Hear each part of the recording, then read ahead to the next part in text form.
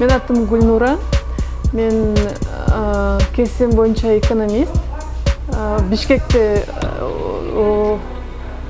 вузду бүтүргөм, университетти. И Москвада банкта иштегенмин. Бирок бир 2 жыл иштеп, анан бир убакта неожиданно для меня менин кичиним 18 жашта хостел ачып бизнес кылып баштады. Анан ошол убакта мен үчүн бул бир такое открытие болду, потому что мен ойлогом бизнести чоң кишилер, акчасы көп, анан ошо эркек кишилер эле заниматься этет деп. Анан жаш 18 жаштагы окуучу бала ушинтип ачып иш кылып, акча табып, өзүнүн контрагын ошол убакта окуу жайына тапшырып аткан болчу. Ошол контрагын төлөп, аты неме жардам берип калганы мен үчүн таң калыштуу болду. Анан мен кызыгып баштадым ошол бизнес жөнүндө. И көрсө, акасы көп экен эме жаш ишкерлер ушундай стартап ачып, достаточно успешно бизнес алып барган адамдар көп экен. Анан ошолорду окуп, видеолорун көрүп атып, мен дагы аябай вдохновилась. Анан мен дагы ушундай бирдеме жасагым келди, бирдеме ачып, өзүм иштетким келди. Анан я приехала сюда, мен Бишкекке кайтып келдим. Анан бир 6 айдай эмне кылышты билбей жүрдүм өзү. Ар кандай ойлор болду, анан аларды аракет кылып аттым, бирок болбой аткан. Анан бир күнү ошо Синабондун рецептин наткындым эле интернетте. Анан жасап көрөйүн деп эле, ошентип эле өзү мындай эле башталды, жөн эле үйдө эле. Ошо канча жыл мурун баштадыңыз? 2015-жылы. 2015-жылы декабрда, даже ноябрда, наверное, страничка эмени Инстаграмдан баракча ачып, интернеттен эле сүрөттөрдү алып киргизип аттым башында. Анан ошо өзү анча деле жасашты билбейт элем, но бирок вот кечке жасап атып, үйрөнүп, анан заказ принимать этип баштадым. Ошол убакта эң жакшы нерсе бул неме болду. Эми заказдар алып атканда өзү кызыгы бул мен 1000 сом эле акчам калган болчу. Эми ошо уволилась, жумуштан кетип, анан 1,5 жылга чейин акчам жетти, эптеп жашап турган. Анан и где-то уже акчам түгөнүп атканда 1000 сомдой акчам калды. Ошого когда я научилась, мен 500 сомго, например, взяла продукты, приготовила, анан бирөө заказ берсе, аны алып барам, кайра анын акчасынан дагы продукт алам, дагы жасайм, ошентип эле иштеп аттым. Ар бир кардарыма жазат элем, жактыбы, сизге жаккан болсо, Инстаграмга киргизип коюңуз деп. Анан оказывается, ошол кыз Мерим Табалдиева экен, бул ошо Кыргызстанда бизнесвумен. Анан Инстаграмда ал убакта 10 миңдей подписчиги бар экен. Анан ошентип эле сурадым, жөн эле, даже билбептирмин подписчик 10 миңдей экен. Жөн эле, как всегда, жакса баракчаңызга киргизип коюңуз деп. Анан макул деп киргизди, и ошонун аябай көп подписчик келди, заказдар келди. Ошентип пошло-поехало.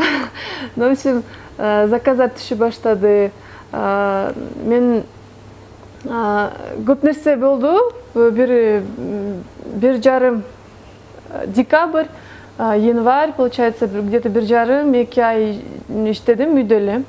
Үйдөн заказ алып, анан акча топтодум. Анан ошол менин иним, кичиним, который, собственно, меня вдохновил, мага бир аз жардам берди акча менен. И мен февральда пекарня ачтым. Анда Медероводон ачкан болчумун.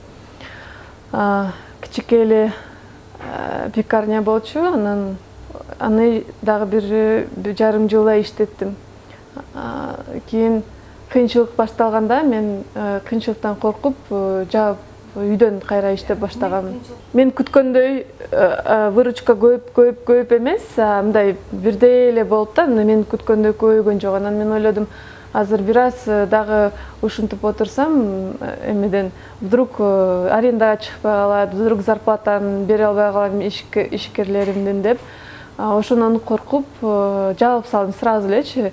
Мен азыр понимаю, что это была моя ошибка, то есть вместо того, чтобы дагы бир башка жолдорду издеп таап, реклама кылып, в общем, бирдемелерди ойлоп чыгаргандан көрө мен коркуп эле жаап салыптырмын. Мен ал убакта ойлогом, мен азыр бирөөнү алсам, мен ага акча төлөшүм керек. Аны өзүм, например, өзүм 1000 сом таап атсам, анын 500-үн бул адамга берсем, 500 кайка жеткирем деген ушундай ойлор болчу, туура эмес. Башка адамды алгандан кийин 1000 сом эмес 2000 зарабатывать этесиң. То есть ал адам сага жардам берет дагы көбүрөөк акча табыш үчүн. Анткени ал адам сени бошойтот бир жумуштан, и сен ошол энергияңды башка нерсеге коротосуң. Интервью для чего мы даем, да, чтобы бирөөлөр дагы вдруг, может быть, там сидит девочка и думает, вот я хочу тоже открыть бизнес, но вот хочет послушать чью-то историю. Я хочу сказать, бизнес заниматься эткен адамдар менен достошуш керек, алар менен опыт менен бөлүшүш керек. Медеровдон жаалгандан кийин үйдөн дагы эле ошо үйдөн эле жасап баштадым. На заказ, анан магазиндерге жеткирип ошентип жасап аттым. Анан 2016 жок 2000 ошол жарым жыл иштедим, потом жарым жыл дагы үйдө иштедим. Анан эме депрессияга бир аз түшүп калдым. Анткени мен ойлогом, мындай бир развитие болот, башкача болот деп элестеткем. Мен күткөндөй болбой калды. Анан кайра эле дагы жанагындай апам дагы эмет баштады, эмнеге банктан кетип кыйраттыңбы, анан вот үйдө булочка жасап атасың, 5 жыл окутканбыз, анан мына, ушундай сөздөр бар. Анан ошолорду угуп, анан өзүм деле өзүмө жиним келип, вот мен актай албадым менин үмүтүмдү, анан мен колумдан келген жок деп өзүм очум эметип, өзүмдү өзүм урушуп, анан эми болуп калдым. Бирдей күн өтө баштады да. Эртең менен турам, камыр жасайм, булочка жасайм, жеткирем. Ошентип эле үйдө жасаганым үчүн үйдөн чыкпаймын.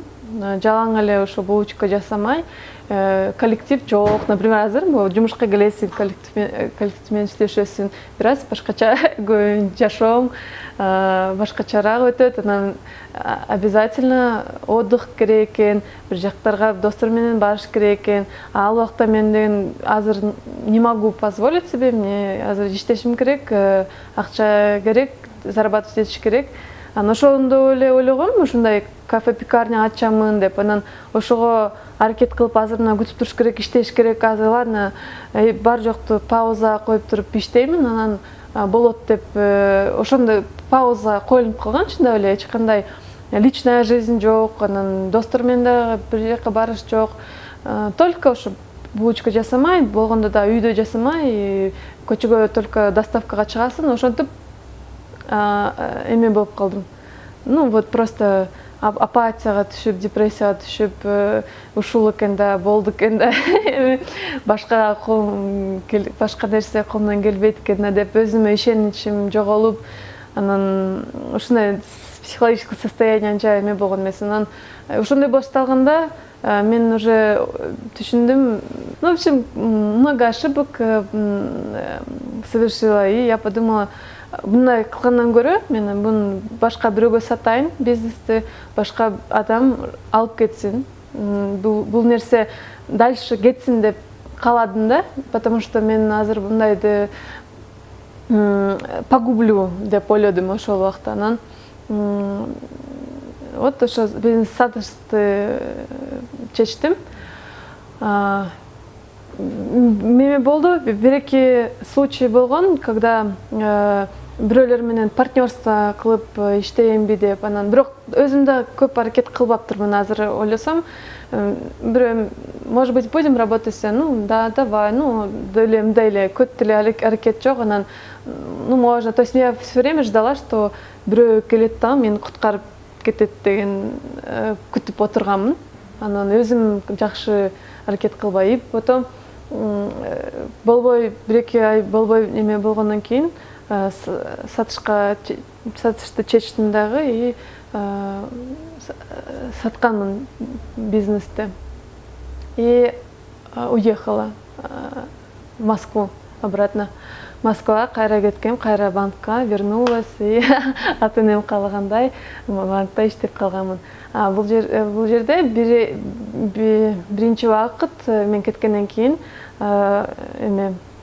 мен ошо балдар күйөөсү менен аялы жаш үй бүлө да ошо булочкаларды жасап улантып калган мен жумушумду. 3 жыл жок болдум. 3 жыл Москвада банкта иштедим. Анан 1 жылдан кийин бирок дагы банктан чыктым.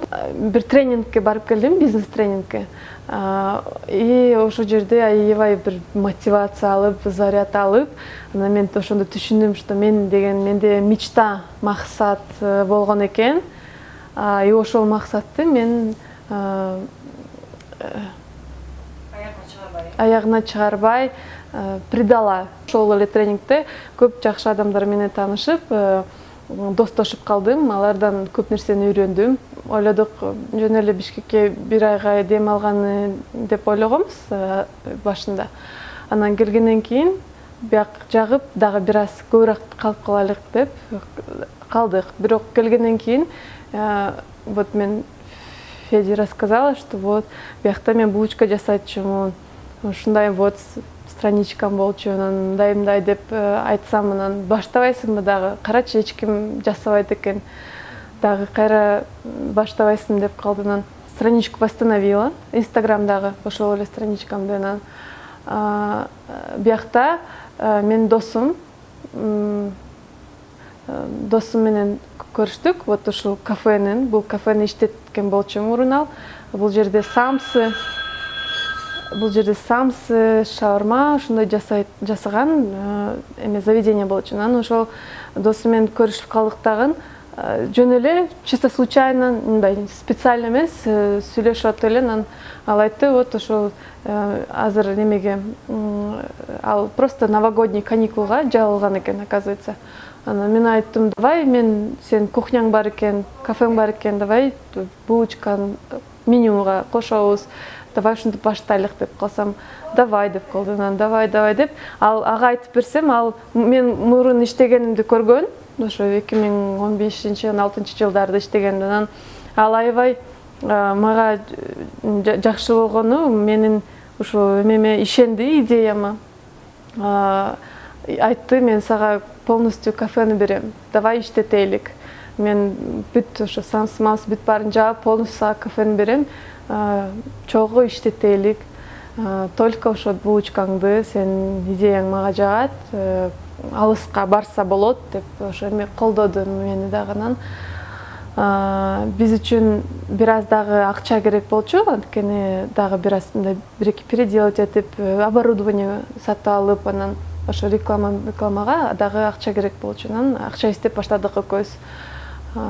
Инстаграмда эле жаздым, биз эметебиз, инвестор издейбиз, ким биз менен иштешкиси келсе жазгыла деп. И ошол жерде бир кыз жазып калды, көрсө ал кыз менден мурун синабом заказ кылып жеген экен.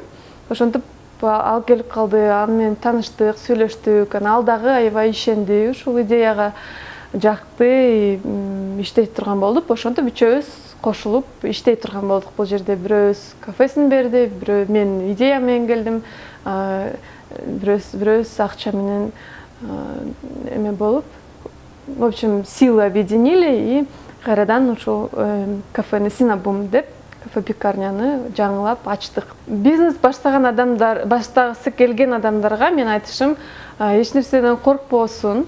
Бар жок чечиле турган, главное үйрөнүш керек, развиваться этиш керек, китептерди окуп, ошо бирөөлөрдөн үйрөнүп эч бир жерде турбаш керек, анан коркпош керек, бардыгы колдойт деп күтпеш керек. Наоборот, возможно, будет все бардыгы эчтеке колунан келбейт, эчтеке болбойт деп мен уже пекарня ачып 2016-жылы ачканда деле башында туугандар сүйүндү, ачылып, анан интервью башталды, телевиденияга чакырып баштады. Ошентип мен телевизордон көрсөтүп атса, молодец, классно деп ошентип сүйүнүп калышты. Жакшы кылган экенсиң деп анан. Бирок бир аздан кийин кайрадан бир кыйынчылыктар болуп калса, например, анан вот мындай кыйынчылыктар болуп атат, мен эмне кылышты билбейм, анамна деп калсам, сразу эметишет, что так банкта иштесең эмне болот эле, стабильно зарплатаң, атың зарплатаң жакшы, должность жакшы, эмне жетишпеди сага, бир жакшына татынакай таптаза отуруп алып иштейсиң, биякта булочка жасабай, окуган 5 жыл окуганыңды актап, дипломуңду актап иштесең болмок деп ошондой сөздөр көп болгон. Ошондойлор болушу мүмкүн. Анан ойлош керек, бардыгы колдоп, бар жок сон болот деп. Бирок ошо кыйынчылык болсо дагы, эгер силер ошону кааласаңар, ошол жолдо барыш керек, коркпош керек эчтекени.